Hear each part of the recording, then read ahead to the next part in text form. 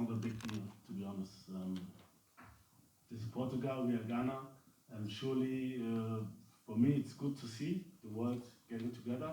If there are players with African heritage, that's fine, and doesn't really make any difference to our games. And I'm happy for Portugal if they can integrate players with African heritage. And this is, I think, if I look back in the history with Ayew, they have been doing this for a long time. It's good, and if they can benefit out of it, it's good.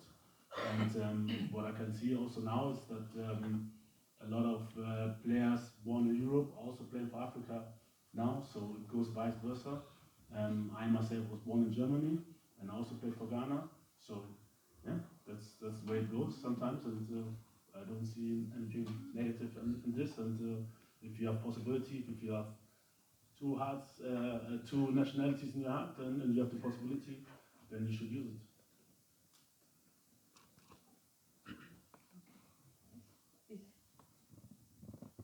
Hi, Cédric de Oliveira for Radio France Internationale. A question in French for André Ayew. André, c'est votre troisième Coupe du Monde. Vous avez l'expérience de ces compétitions. Est-ce que finalement, c'est pas mieux de commencer par a priori l'adversaire le plus difficile de ce groupe pour espérer aller loin dans la compétition? Vous rentrez dans le vif du sujet tout de suite.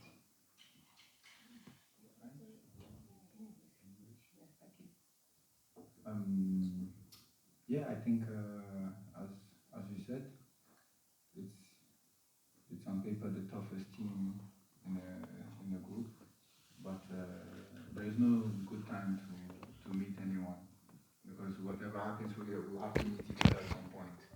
So whether it's the first, second, or third game, it's no problem. The only thing is when you're playing the first game in a tournament, it's never the decisive one, because whatever happens in that game, you still have a chance in any way to be able to go through. So that's the only difference that you're going to have in the first game compared to the other two.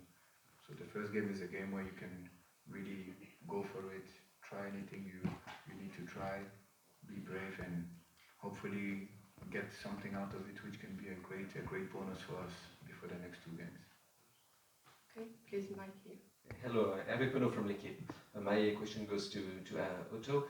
I wanted to know, you added some new players in your team the last few months, even the last few weeks, and I wanted to know, how is it possible to create a team spirit, even a team in a sense, when some new players are coming in?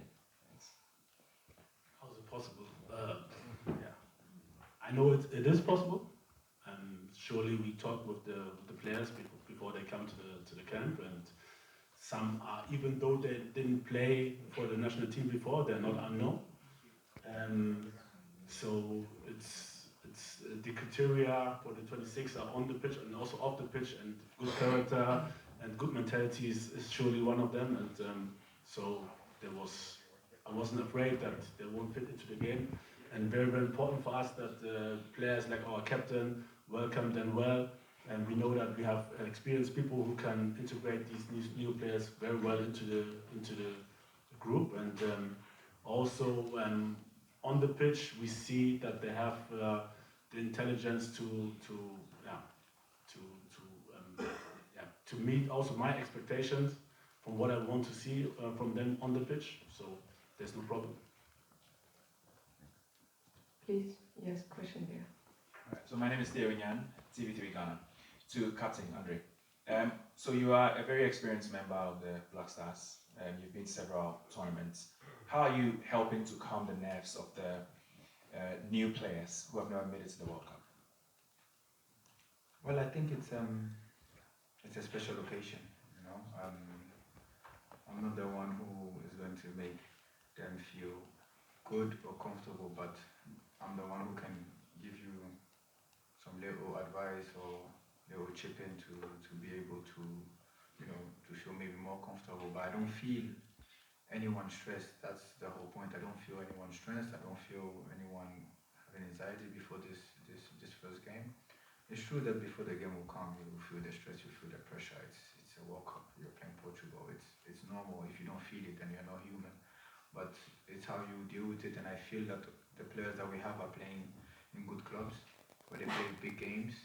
It's true that when you wear the Ghana jersey, it's very heavy, but no, I feel the boys are calm and ready to go for it. And whenever we will feel anything and we'll have to chip in, not just me, we have other senior members in the squad like Thomas, Jordan, you know, yeah, to help in. So I'm very confident and I can feel that the boys are ready. Please, Mike there. Yeah, thank you. Hi, how are you doing? I'm from Spain. I would like you to talk something about Inaki Williams, you know, the player of Bilbao. And what about him and his performance here in Qatar? Coach, Yeah, Inaki's it's a good player, a new member. I think he integrated well, very well.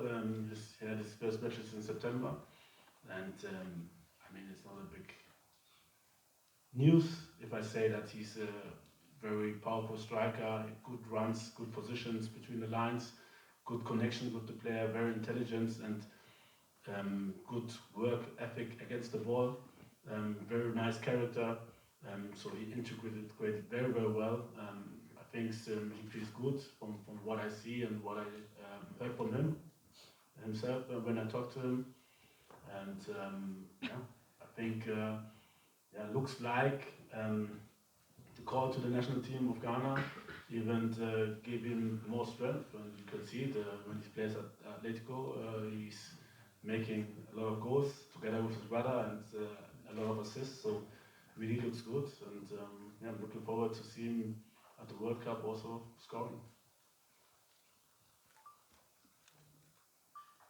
please, Mike there. Hi, Otto. My name is Ayew from the Deutsche Welle. My question is also about Inaki William and his brother. Are you sad that you couldn't get Nico also to play for the Black Stars? Because this looks like, if you remember the Ghana team of 2010, Jerome Boateng and Prince on different sides of the aisle. How do you feel not getting Nico onto this Black Stars team? Yeah, sad would be the wrong word. I think it's everyone's decision, and I really fully respect him for this decision. And there's nothing more to say. We have a good squad. Would be nice maybe also to have him on board, but it's not the way. And but I respect and accept this. What else can we do? So wish him all the best with Spain. How much did you try to get him? Yeah, Please, it's one question. It's not, Just a follow-up. you know, an interview. Thank you so much. no, we talked to him, and the same with Inaki, and Inaki decided for us, and Nico, was close to come, but then he decided for Spain. It's okay. It's a difficult decision, especially if you've been living in Spain for all your life, and I can understand this. It's not easy. It's not like a club level where you can change from next year to another club if it doesn't go well or so. It's a lifetime decision, so it's not easy, and so we respect him for his decision. We'll take question there, and then we'll see here, because we have... Hello, I'm going to do my question in Portuguese from the Portuguese news agency, Marco Oliva. My question is for André. André, em 2014, o Mundial 2014, o André esteve no jogo com Portugal e Gana. Desde então, já passaram 8 anos. Que diferenças é que há entre as duas seleções relativamente a essa altura?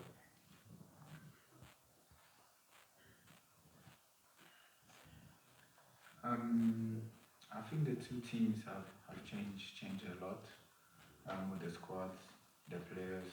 You still have few players in the Portuguese squad who were in 2014, and in Ghana you have me and my brother. So it's a whole different ball game. It's a whole different game, because when we played them in 2014, we had to win by 2 goals if we were going to be able to qualify to the next stage. So it's 2 different games, but I feel that both teams have progressed really well.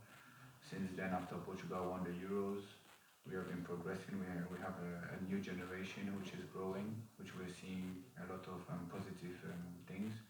So it's not the same game, it's not the same moment, it's completely different. But I believe that in a tournament, every first game has its realities, and we need to just focus on that and try and give them a tough time. Please, question here. Yeah. Otto, my name is Eric from Radio Africa Group in Kenya. Ghana has been to the quarterfinals before. I would like to know what's your target coming to this World Cup here in Qatar? Jumbo. I would say, surely we want to survive the group stage, and but I think we go well by going game after game, and so our full focus is on the Portuguese game, and if we don't look too far, if we concentrate on the next game, I think we can reach something. But yeah, like I said, we have to survive the group stage, and then from there nobody knows. Depends on who you get or whatsoever. Also how you play, and it's very, very difficult to predict. So we have one aim, and this is to win against Portugal, which will be very, very difficult. And then after this, we look for the next step. Please, question, sir. This question is from Juan Torino, W Radio. I want to ask you, Andrew, if this match, I want to jump the Portugal match and go to Uruguay, and I want to ask you if this game generated you some remembrance of the quarterfinals of 2010, and we will see some kind of same players, beaters. Well, honestly, right now we're focused on Portugal. We're not thinking about Uruguay at all. It's the last game, and that game will have its own meaning at that time, because at that time 2 games would have been passed, and you know what's happening, and the game will have its own importance. So no, I'm not thinking about that right now, and at that moment when it comes, I think we will all focus on it and deal with it at the right moment. Last question, please. Thank you. محمد اللهوني من موقع كورة بالكهرباء سايد. سؤالي للمدرب اوتو ادو. كلمنا اكتر عن ازاي ان انت هتقدر توقف اسلحه منتخب البرتغال، او مع كريستيانو رونالدو طبعا نجم كبير، لكن في برونو فرنانديز وكمان في برناردو سيلفا وبعض الاسماء الكبيره. شايف المواجهه دي ازاي كتكتيك ما بينك وما بين المنتخب البرتغالي؟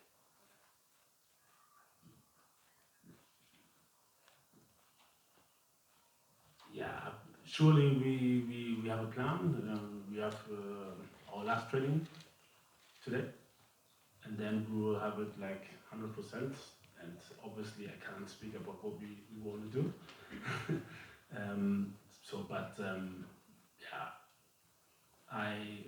From what I see, the boys are doing the training. It's going to be a tough match, also for Portugal. It's not easy. Won't be easy to beat us. And that's all I can say. I don't know who's going to play, but I think maybe Cristiano will play, and also Bernardo Silva. They're really, really good players, but we also have a good defense. So it's going to be difficult, but nothing is impossible. Yeah, that's all I can say. Before concluding, please note the official training of Ghana is scheduled today at 4:30 at Spire Zone Facilities 1, and the first 15 minutes are open to the media. Thank you, Coach Otto, thank you, Captain Ayew, and thank you all for attending this press conference.